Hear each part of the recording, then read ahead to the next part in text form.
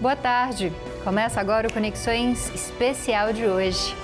E nossos principais assuntos são o aumento da procura por energia solar no Brasil e também a insegurança enfrentada por mulheres em todo o nosso país.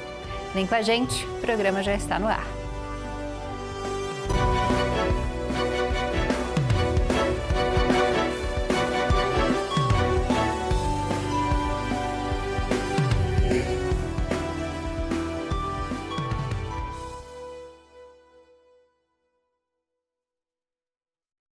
Seja bem-vindo e bem-vinda. Eu sou a Camila Maia, uma mulher de pele clara, com cabelos e olhos castanhos. À minha esquerda está o professor Diego Barbosa, intérprete para Libras. Ele se descreve como um homem de pele clara, com cabelos e olhos castanhos e barba cheia. Atrás de nós está o cenário, um tom de azul claro, cinza e vermelho. Também há uma tela bem no centro, com o nome do Conexões. Bom, e vamos começar o nosso programa com informações nacionais. A nova carteira de identidade será obrigatória para todos a partir do dia 28 de fevereiro de 2032. Com a mudança, o CPF se torna o único número de identificação. Isso vai trazer mais organização e menos confusão na hora de apresentar documentos. A primeira via dessa carteira de identificação é gratuita, assim como a renovação. A solicitação pode ser feita online por meio da plataforma do governo federal. Ainda falta um tempinho, mas corra atrás então da sua nova carteira de identidade. Bom, e um novo levantamento revela que a maior parte das atividades de mineração aqui no Brasil funcionam sem autorização adequada. São mais de 250 mil locais em atividade. Desses, 33% não possuem documentos necessários. Isso equivale a 84 mil casos em todo o país. A conclusão é do MAP Biomas, que comparou 80 anos de informações da Agência Nacional de Mineração com o histórico de mapas anuais de cobertura e uso da terra. A iniciativa também destacou que 3% das irregularidades envolvem territórios onde a mineração é proibida por lei, como terras indígenas, unidades de conservação e reservas. Na lista de estados com maior número de processos, Minas Gerais ocupa o primeiro lugar. Logo depois vem Bahia e, em seguida, o estado do Pará. Bom, e o Brasil faz parte de um grupo de 91 países que registraram o aumento do consumo de ultraprocessados. Por aqui, esses alimentos, como refrigerantes, biscoitos e macarrão instantâneo, dominam 23% da rotina de alimentação da população. O alerta vem de uma série de artigos que foram publicados por mais de 40 cientistas em uma revista internacional. O trabalho é liderado pela Universidade de São Paulo e mostra que desde os anos 80, a demanda por ultraprocessados mais que dobrou no país. Apesar da praticidade, um alimento feito para durar mais tempo possui substâncias químicas nocivas e pior qualidade nutricional. Além disso, existe risco aumentado para uma ou mais doenças crônicas, incluindo câncer, doenças cardiovasculares e metabólicas. O levantamento também reforça que o aumento do consumo não é culpa de decisões individuais. Grande parte da responsabilidade envolve as corporações globais, que utilizam ingredientes baratos e métodos para reduzir custos, além, claro, do marketing agressivo e designs atraentes. Mudando um pouco de assunto, a inteligência artificial generativa, aquela capaz de criar novos conteúdos, já faz parte da rotina de diferentes profissões. Mas muita gente ainda tem medo ou simplesmente não sabe dar comandos para obter os melhores resultados dessa ferramenta. Por isso, alguns estados do Brasil, como o Rio de Janeiro, oferecem cursos gratuitos sobre esse assunto. Confira mais informações na matéria da TV Brasil. Daila faz parte de uma turma que estuda inteligência artificial e as soluções que essa tecnologia pode trazer para diversas áreas. Os novos conhecimentos já renderam a Daila uma das vagas nos chamados empregos do futuro. Ela atua como arquiteta de soluções em IA. Todo o trabalho repetitivo, aquele trabalho chato que a gente estava acostumado a fazer, hoje não é mais necessário, porque a IA consegue suprir e a gente consegue focar nossa inteligência em partes mais complexas, trazendo mais produtividade para o dia a dia. Conhecimento que a Daila utilizou até para se preparar para esta entrevista. Eu perguntei para a IA mais ou menos o que eu poderia trazer aqui, então acho que isso tudo ajuda muito, né? Porque eu poderia estar muito nervosa aqui para falar, mas na verdade a IA já me trouxe isso, essa segurança, então eu estou melhor, sendo mais produtiva nessa entrevista por causa da IA. Nessa sala de aula da Nave do Conhecimento, Centro Público de Inclusão Digital e Tecnológica da Prefeitura do Rio, os alunos aprendem a fazer prompts de inteligência artificial. Em outras palavras, eles aprimoram os comandos e as possibilidades de resposta da IA. A IA existe desde 1950, mas ela está assim, teve um crescimento muito grande nesses últimos 5 anos. É uma situação que não tem para onde correr, a gente tem que aprender sobre IA. Essa IA ela vai estar no trabalho, ela vai estar no serviço, ela vai estar em tudo que a gente faz hoje em dia, né? Com a inteligência artificial, processos que eram realizados em semanas agora podem ser concluídos em poucos minutos. No jornalismo, por exemplo, a IA pode resumir documentos extensos e ampliar as fontes de pesquisa. A tecnologia faz a produtividade aumentar de forma exponencial e, em muitas áreas, isso se converte em lucratividade. A empresa de consultoria Accenture projeta que a IA pode trazer para a economia brasileira mais de 400 bilhões de dólares nos próximos 13 anos. Por outro lado, existem preocupações sociais com o futuro de determinadas profissões. A Organização Internacional do Trabalho prevê que no Brasil a inteligência artificial pode afetar mais de 30 milhões de empregos. A ameaça da IA, ela não incide apenas sobre profissões pouco qualificadas, rotineiras, elas incidem também sobre profissões que demandam muita qualificação. Não basta você ter uma qualificação, um curso superior, é preciso que essa qualificação também te dê flexibilidade para você se adaptar a um mundo que é muito incerto. Bom, e agora a gente volta a falar sobre saúde. Com o início do verão e o aumento à exposição solar, a grande preocupação com a pele, né? Para prevenir o desenvolvimento de doenças e anomalias. Entre os diagnósticos dermatológicos realizados no Brasil, quase 7% são apontados como câncer de pele, responsável por 33% dos casos dessa doença no país. E para conscientizar a população sobre a importância de prevenir e tratar o câncer de pele, a Sociedade Brasileira de Dermatologia promove a campanha Dezembro Laranja. E para falar mais sobre ela, a gente recebe agora na nossa telinha o Sormani Del Carmo, cirurgião oncológico e chefe do Serviço de Melanoma e Pele do Hospital Araújo Jorge, o Hospital do Câncer. Olá, muito obrigada pela presença, doutor. Peço que para a gente começar, o senhor se descreva fisicamente para o nosso público cego de baixa visão. Boa tarde, me chamo Sormani Cordeiro, sou homem, pele clara, cabelo grisalho, alto, magro e é isso que minha descrição. Bom, doutor, para a gente começar, quais são as dicas principais para a gente prevenir o câncer de pele em qualquer época do ano, né? Não só no dezembro, não só no verão. Tem muita desinformação na internet falando que não se deve passar filtro solar, tem gente usando até óleo, né, doutor, para se expor ao sol hoje em dia. O que é que a ciência e a medicina indicam como forma de prevenção? Certo. O câncer de pele, é importante ressaltarmos que ele está relacionado principalmente à pessoa de pele clara. Então, é importante que no período, né, do verão, e na verdade no ano todo, como você disse, a gente tenha meios de proteção da ação do sol sobre a nossa pele.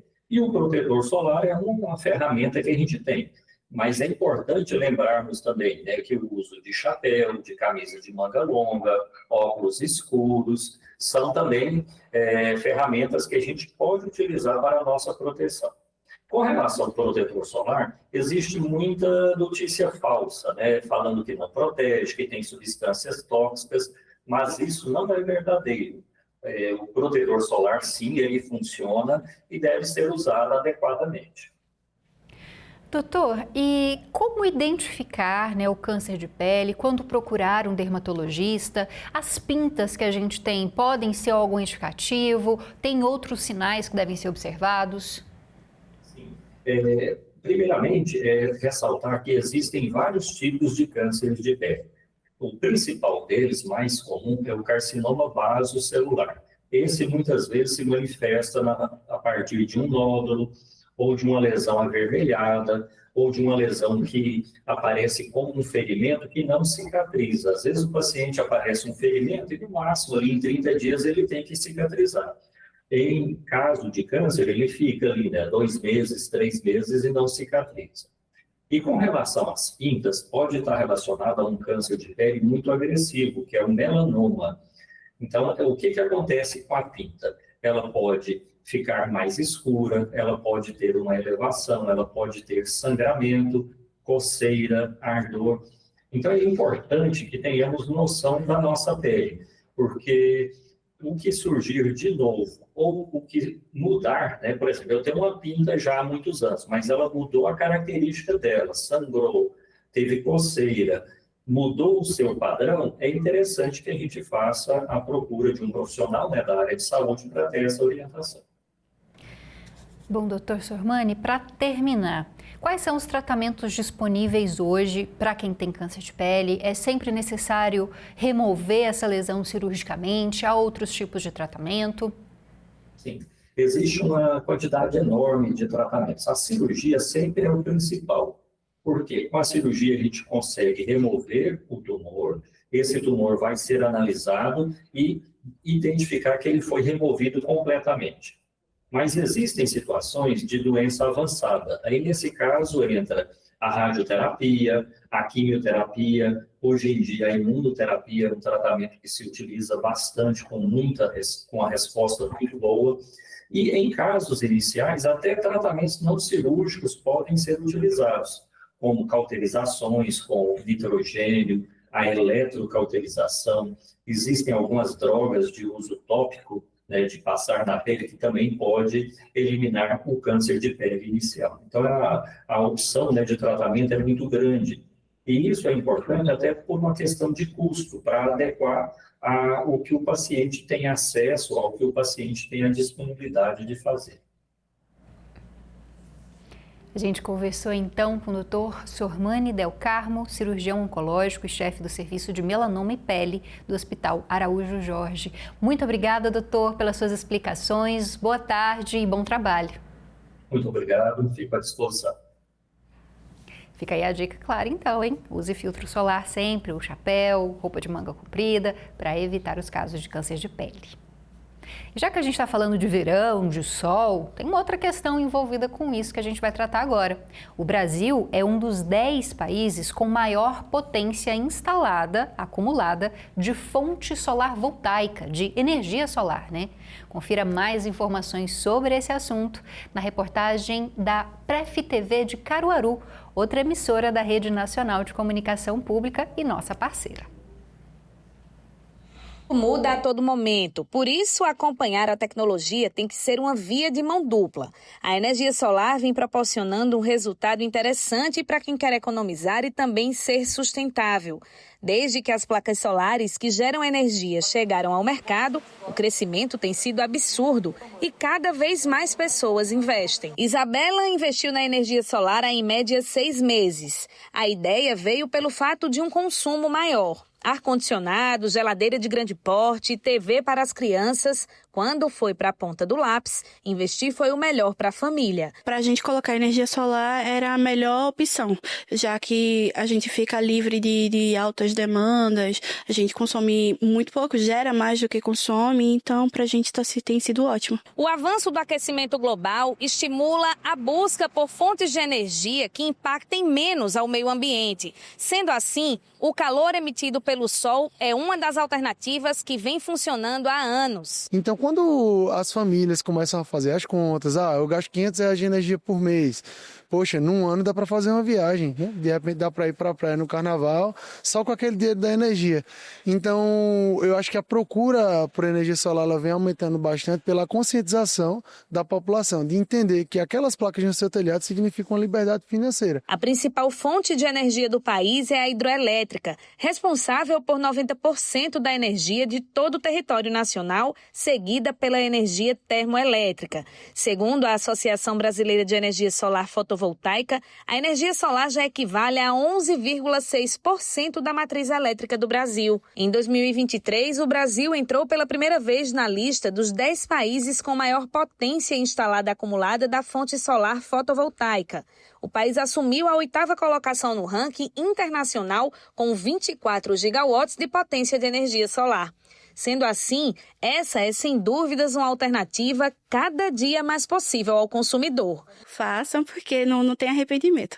Para quem conseguir fazer, para quem consegue pagar, não é tão caro, então sim, é a melhor opção. Agora a gente vai para um rápido intervalo e daqui a pouco volta com mais informações para você. A gente vai falar de alfabetização, de violência pública, essas e outras informações daqui a pouco no Conexões.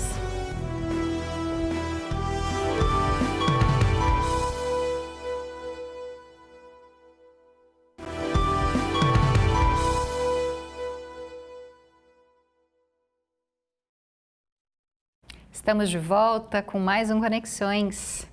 Aprender a ler e a escrever é um dos momentos mais marcantes da vida escolar de uma criança. Mas esse processo começa muito antes de abrir o caderno. É nas brincadeiras, nas músicas e nas histórias que surgem as primeiras descobertas sobre o poder das palavras. Em Vitória, no Espírito Santo, um projeto mostra como a alfabetização pode ser leve, divertida e cheia de significado. Entenda mais na reportagem da TVE do Espírito Santo, emissora da Rede Nacional de Comunicação Pública. Ler e escrever, se encantar com o mundo nas páginas de um livro. A alfabetização começa bem antes do caderno. Nasce nas páginas que a criança ouve, no olhar curioso, nas descobertas do dia a dia. É brincando, cantando, explorando o mundo que eles entendem que as palavras têm som, ritmo e sentido. É o primeiro contato com o universo da linguagem. Mas será que tem uma idade certa para isso acontecer? Ainda que essa criança não leia um texto só, ela leia com o professor, ela leia com o outro, ela está entrando na corrente da comunicação discursiva, a gente pode dizer assim, porque ela está dialogando e ela vai entendendo que o que ela está aprendendo é sobre dizer sobre o mundo, sobre o outro e sobre si mesmo. Na educação infantil, o aprendizado acontece de forma leve e divertida. Cada gesto, cada cor, cada som desperta curiosidade e ajuda o cérebro a se preparar para o novo. Um caminho cheio de descobertas e vontade de aprender. Respeitando a brincadeira, a interação delas um com o outro, essa leitura de mundo que elas têm, uma alfabetização que tenha sentido para elas, né? A forma como é apresentada a elas, né? Que é diferenciada de como era antigamente, né?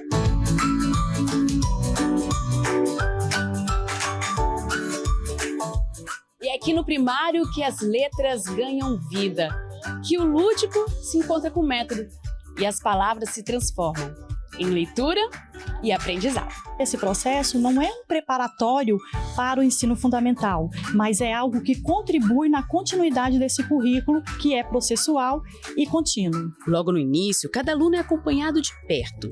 Os professores observam o que ele já domina e o que ainda precisa aprender.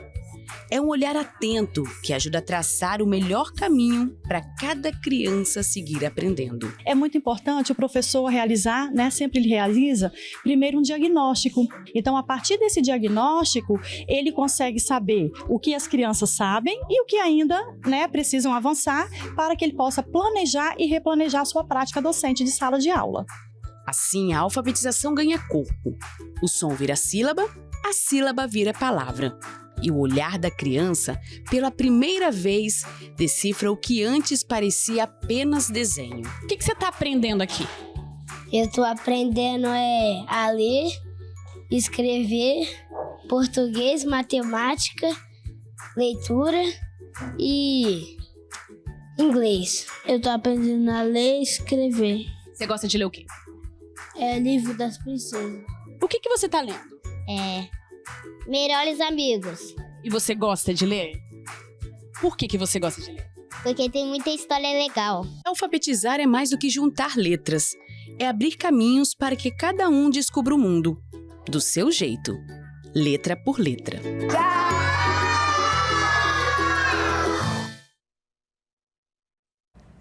Muito bacana, né? Conhecer um pouquinho da realidade das crianças e como elas aprendem a ler. Bom, agora a gente tem uma informação que está do outro lado aí da preocupação diária das mulheres. Segundo o Instituto Locomotiva, 6 em cada 10 mulheres brasileiras já desistiram de um compromisso por se sentirem inseguras. 61% delas já fingiram estar acompanhadas para tentar reduzir a vulnerabilidade. Confira mais informações sobre essa pesquisa agora na matéria da TV Picos, do Piauí, também nossa parceira da Rede Nacional de Comunicação Pública.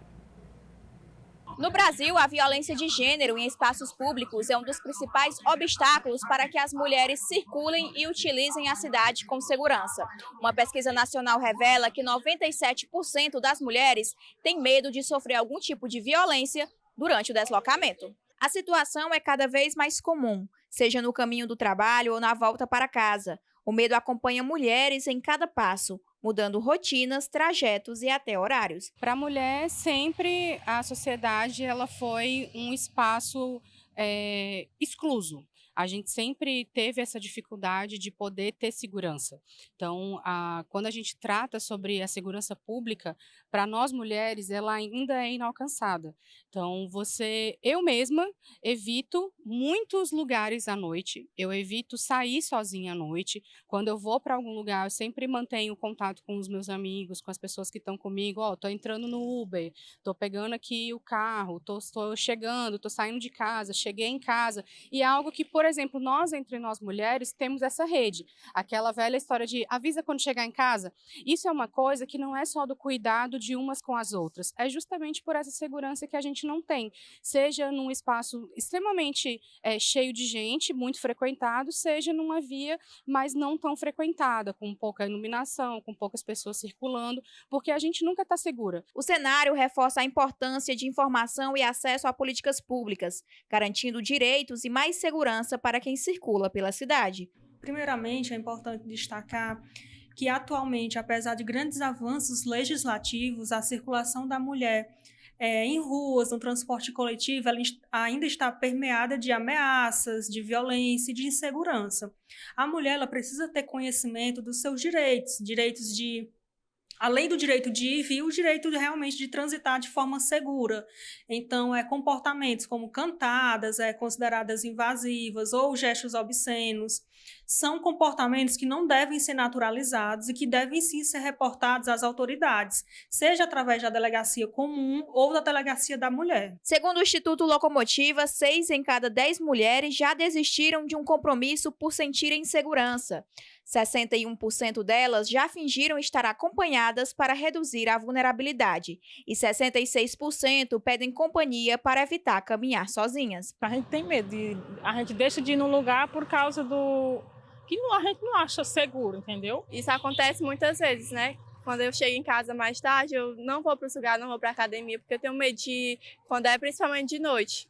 Por medo de ir só, por medo na volta alguém me abordar, né? Nunca ando só, inclusive agora eu tô andando com minha irmã, sempre quando eu vou fazer caminhada, eu sempre ou vou com alguém, meu pai, algum amigo homem, ou qualquer animal, um cachorro, mas nunca sozinha, porque é muito perigoso aqui e a gente tem medo de acontecer alguma coisa, né? Além da denúncia, essa advogada ainda explica outras medidas legais que podem ajudar mulheres a se protegerem no dia a dia. É importante que imediatamente ela procure a polícia através do 190. A polícia militar ela vai se deslocar até o local e pode eventualmente fazer uma prisão em flagrante. Além disso, é importante saber também que nós mulheres temos a prerrogativa de comunicar aos funcionários do transporte coletivo, por exemplo, se você estiver ou na rua, um guarda municipal, enfim, são pessoas que elas têm o dever de agir. Você reporta essa condição a eles e eles vão trazer uma certa orientação. Bom, se você quiser fazer sugestões para o nosso programa, é só mandar uma mensagem para o nosso WhatsApp. O número vai aparecer aqui na nossa tela para você anotar ou tirar uma foto. 629-9181-1406. Além disso, dá para acompanhar as novidades da TV UFG e também mandar sua mensagem para a gente pelas redes sociais. É só procurar os nossos perfis no Instagram, no Facebook, no YouTube, no TikTok. Eu e o professor Diego ficamos por aqui. Muito obrigada pela sua companhia. Amanhã tem mais Conexões ao meio-dia aqui na TV UFG. Forte abraço. Até mais. Tchau, tchau.